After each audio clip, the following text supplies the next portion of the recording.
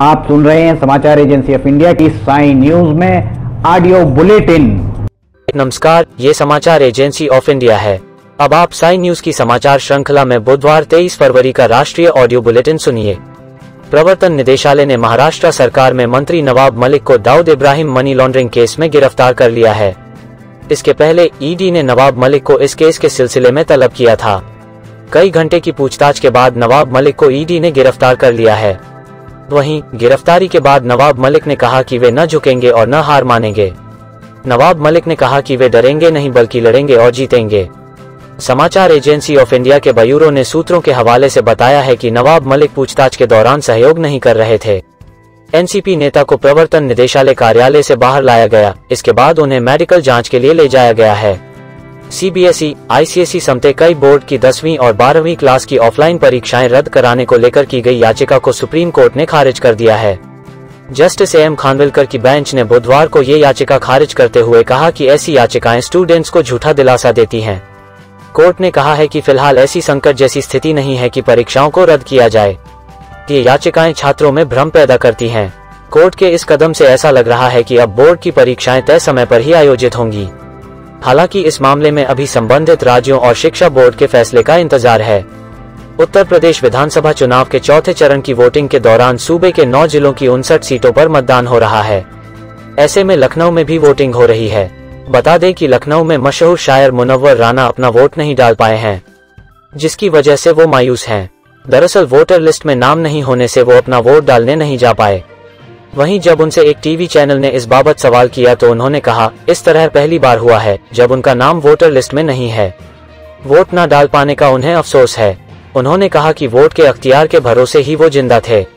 उन्होंने कहा कि लगता है कि सरकार ने हमारी रुखसती पहले ही तय कर दी है। राणा ने कहा, योगी जी ने कहा है कि गर्मी निकाल दूंगा, इसलिए मैं गर्मी स्टोर कर रहा हूँ। राजस्थान के मुख्यमंत्री अशोक गहलोत ने राज्य का बजट पेश करते हुए बुधवार को बड़ी घोषणा की है। उन्होंने राज्य में पुरानी पेंशन व्यवस्था को फिर से लागू करने का ऐलान कर दिया है। राजस्थान में 1 जनवरी 2004 के बाद नियुक्त हुए सरकारी कर्मचारियों को इसका फायदा मिलेगा। इस बीच कांग्रेसी नेता के इस बड़े ऐलान के बाद उत्तर प्रदेश चुनाव में एक झटके में सियासी पारा चढ़ गया है। उत्तर प्रदेश की सत्ताधारी पार्टी भारतीय जनता पार्टी के अलावा तमाम दलों ने अपने चुनावी घोषणा पत्र में पुरानी पेंशन व्यवस्था को बहाल करने का वादा किया है। समाजवादी पार्टी के मुखिया अखिलेश यादव ने प्रेस कॉन्फ्रेंस कर बाकायदा ऐलान किया था कि अगर उनकी सरकार बनती है तो वो पुरानी पेंशन व्यवस्था को बहाल करेंगे। मायावती ने बहुजन समाज पार्टी के लिए चुनावी घोषणा पत्र तो जारी नहीं किया था, लेकिन उन्होंने भी यह ऐलान किया है कि जब उनकी सरकार बनेगी तो वह पुरानी पेंशन व्यवस्था को बहाल कर सकती हैं। उत्तर प्रदेश चुनाव के मद्देनजर सबसे पहले अखिलेश यादव ने पुरानी पेंशन बाहर करने का मुद्दा उठाया था। मध्य प्रदेश के छिंदवाड़ा जिले में छिंदवाड़ा शहर के परासिया रोड स्थित आशाराम गुरुकुल एक बार फिर सुर्खियों में है।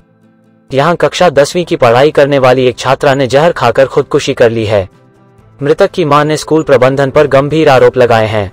उनके मुताबिक बेटी को परेशान किया जाता था, उसके चरित्र को लेकर गलत बात की जाती थी, उसके हंसने पर भी आपत्ति ली जाती थी। बताया जाता है कि 4 दिन पूर्व इस छात्रा ने जहर का सेवन किया था, जिसके बाद उसका उपचार नागपुर में चल रहा था, लेकिन मंगलवार की शाम इस छात्रा ने दम तोड़ दिया। छात्रा ने आत्महत्या क्यों की, यह अभी पता नहीं चल पाया है। चंडीगढ़ में निजीकरण के विरोध में हो रहे हड़ताल की वजह से शहर में इमरजेंसी जैसे हालात हो गए हैं। शहर में पानी सप्लाई ठप है। बिजली सप्लाई में खराबी आने की वजह से सड़कों पर अंधेरा पसरा हुआ है। कर्मचारी हड़ताल कर रहे हैं। स्थिति ये हो गई है कि हालात से निपटने के लिए चंडीगढ़ प्रशासन को सेना बुलानी पड़ गई। सोमवार रात से ही यही स्थिति बनी हुई है। लोगों के घरों का इन्वर्टर डिस्चार्ज हो चुका है। हालात को देखते हुए पंजाब और हरियाणा हाई कोर्ट ने मामले को संज्ञान में लिया है। कोर्ट ने बिजली विभाग के चीफ इंजीनियर को पेश होने के लिए बुलाया है। अगर कोर्ट में आज मामला नहीं सुलझा तो गुरुवार तक शहर में बिजली नहीं आएगी। दूसरी ओर से चंडीगढ़ प्रशासक गवर्नर बीएल पुरोहित के एडवाइजर ने हड़ताल पर बैठे यूनियन के नेताओं के साथ बैठक की है। मांग को लेकर दोनों पक्षों में बातचीत चल रही है। संकेत मिले हैं कि मामला सुलझ सकता है। अगर आज मामला सुलझ गया तो रात तक स्थिति सामान्य हो जाएगी। हिमाचल प्रदेश के जनजातीय जिला लाहौल स्पीति के बिलिंग नाला में जमकर हिमस्खलन हुआ है। इसके बाद नेशनल हाईवे नंबर 3 बिलिंग नाला में अवरुद्ध हो गया है। वहीं प्रदेश की ऊंची चोटियों पर मंगलवार देर रात से हल्का ताजा हिमपात जारी है। लाहौल स्पीति के गोंदला में सबसे ज्यादा 35 सेंटीमीटर, केलोंग में 26 सेंटीमीटर, कल्पा में 12 सेंटीमीटर तथा पूह में 6 सेंटीमीटर ताजा बर्फबारी हुई है। मौसम की करवट के बाद ऊंचाई वाले क्षेत्रों में शीतलहर चल रही है। इससे न्यूनतम और अधिकतम तापमान में 7 डिग्री सेल्सियस तक की गिरावट दर्ज की गई है। छत्तीसगढ़ के दंतेवाड़ा जिले में माओवादियों ने जमकर उत्पात मचाया है। किरंदुल विशाखापट्टनम रेल मार्ग पर माओवादियों ने मंगलवार देर रात एक मालगाड़ी के इंजन में आग लगा दी है। मालगाड़ी का ड्राइवर सुरक्षित है। बताया जा रहा है कि बैलाडीला से मालगाड़ी लौह अयस्क लेकर विशाखापट्टनम जा रही थी। बचेली और भांसी के बीच माओवादियों ने वारदात को अंजाम दिया। मामला भांसी थाना क्षेत्र का है। माओवादी भांसी के जंगल में घात लगाकर बैठे थे। यह इलाका बेहद संवेदनशील है, इसलिए यहाँ से जो भी रेल गुजरती है उसकी रफ्तार काफी धीमी होती है, ताकि नक्सली किसी घटना को अंजाम भी दें तो ज्यादा नुकसान न झेलना पड़े। मंगलवार की रात भी मालगाड़ी की रफ्तार काफी धीमी थी।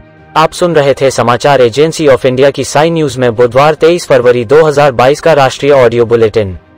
बृहस्पतिवार 24 फरवरी 2022 को एक बार फिर हम ऑडियो बुलेटिन लेकर हाजिर होंगे। यदि आपको ये ऑडियो बुलेटिन पसंद आ रहे हों तो आप इन्हें लाइक, शेयर और सब्सक्राइब जरूर करें। अभी आपसे अनुमति लेते हैं। जय हिंद।